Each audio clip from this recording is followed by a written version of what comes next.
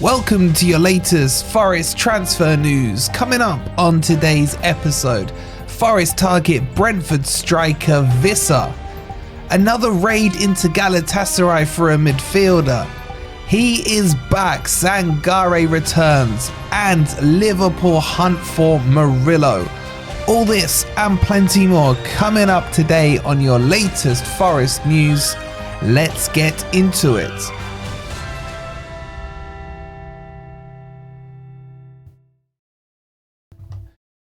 Good morning, good evening, or good night. Hope you guys are doing well and welcome to your Forest transfer news. There's loads to update you on. As always, if you haven't, please hit that like button. Let's see if we can get 667 likes. So make sure you've hit that like. Make sure you're subscribed if you are new here. And check out the latest giveaway from Football Prizes. It's the one and only Morgan Gibbs White. Signed, framed, shirt. Beautiful pictures of him. LEDs, no doubt. And you can instantly win Sells, best keeper in the Premier League. Nuno, best manager in the Premier League. Sosa, best backup left wing in the Premier League. And Aina, who is definitely the best right back. Scan the QR code or click on the link that's pinned in the comments. All right, let's get started with this. So yesterday, when all my troubles seemed so far away, there was news breaking out. It was John Percy that brought it out, in the Telegraph, saying that Forest won Wissa. And this isn't the first time we've been after Wissa. If you remember, very late in the summer window, we went in for him and offered Brentford £15 million. Now, one could argue that £15 million would buy you the whole of Brentford and their stadium and their car park and everything else that goes with it. So I thought it was a generous offer, but Brentford said no. Now it's come out that Forest want Wissa to be the replacement for Taiwo if Taiwo goes to West Ham or maybe one or two other clubs. Well, he can't go to more than one club, but you get what I'm saying. Now, Brentford is saying, no way, Jose, we are not selling him. But money talks in football. His valuation currently is around the £20 million mark. Arsenal are battling Forest for him. I'm not convinced, by the way, spoiler alert, that this is going to happen. I just think Brentford will dig their heels in. And I'll be honest with you, as much as Ez loves him, I don't really want him. He's 28 years old. Yes, he's bagged like 11 or 12 goals already this season.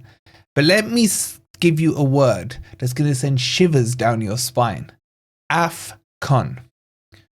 Because he's from Africa, man. And we've got another AFCON coming up next year. And I can't be bothered with another 6 or 7 players going away yet again for like weeks on end. And then coming back injured. And then having jet lag and all that stuff. So yes, I think he is a good striker. But I'm not for this one. I think we can do better, man. To give Brentford money, that's beneath us, man. They shouldn't even be a Premier League club. So for me, this one would be a no. Now, if he did turn up, obviously, you know he's going to bag some goals. And I get it. I understand Forest's interest.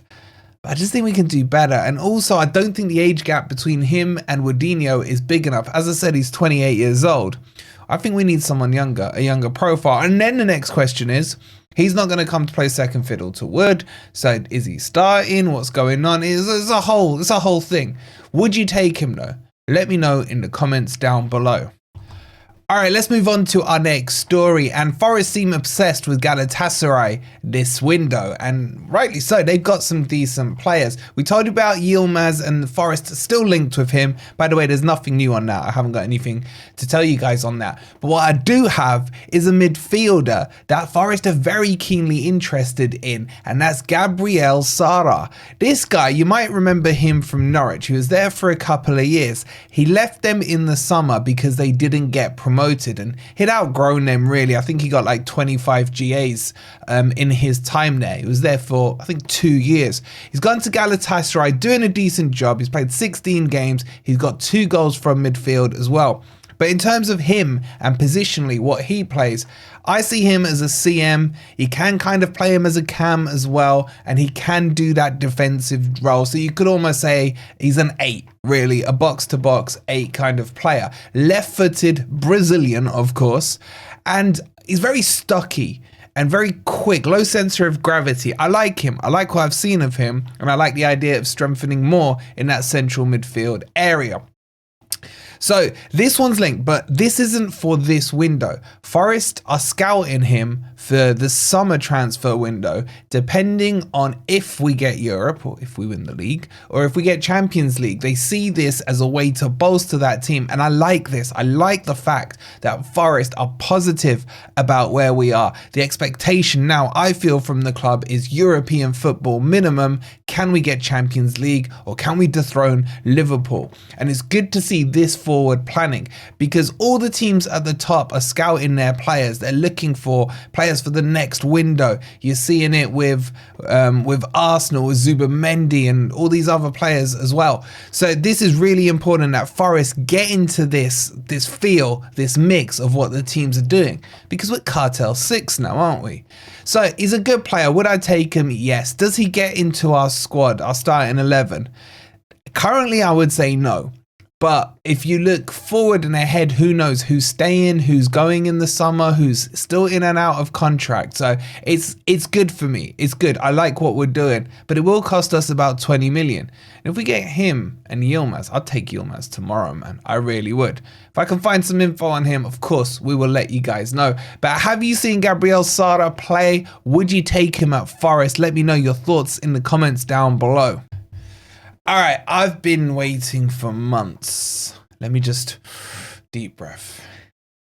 He's back.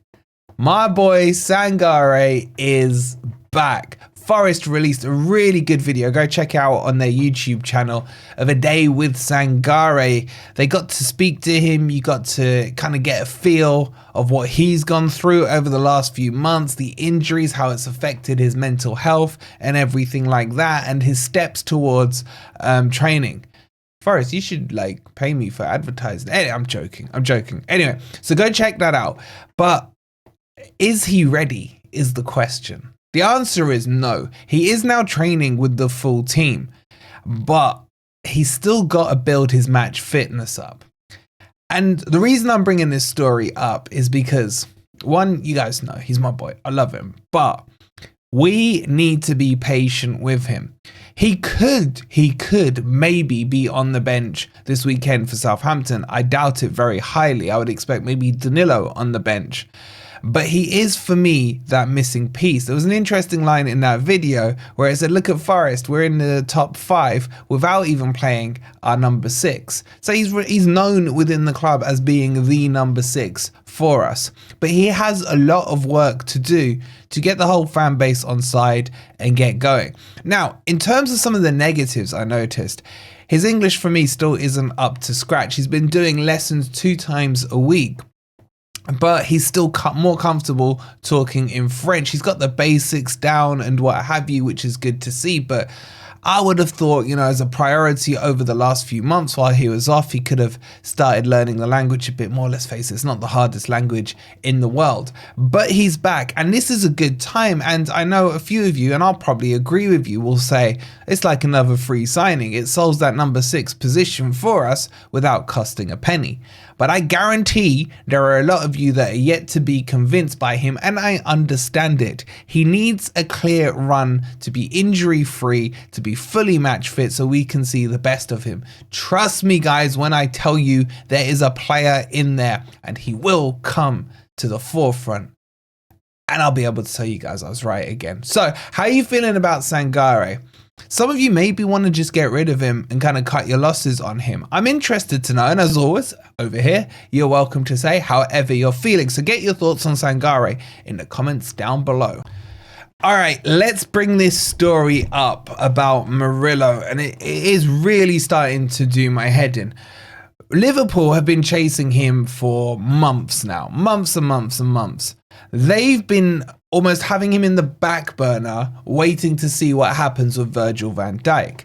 Now, reports are coming out that agreements have been made for Virgil van Dijk and Mohamed Salah to go to Saudi.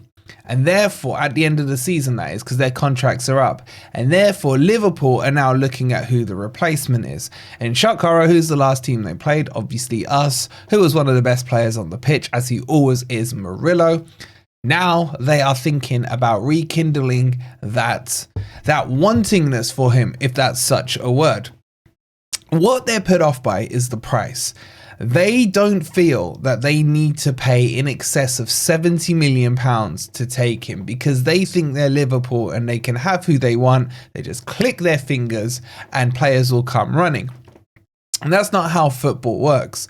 They think that because he's 22, maybe he's not quite worth that price. From the reports I'm hearing from the Liverpool side, obviously I can't say for sure that's what they're saying. It's not like it's Forest side, so I can't verify it as well. But I can understand that would be their approach to him. My answer, and I'm sure your answer to him, is 70 million. Good luck even at that price.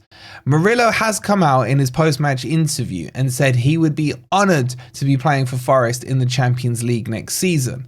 And that to me is a good sign. And let me remind you as well that contract negotiations are currently going on between Murillo and his representatives and Forest to extend his contract, to give him a pay rise, no doubt, and more importantly, to have no release clause in it. Now, my understanding is there is no current release clause anyway on the contract we got for him when we bought him from Corinthians.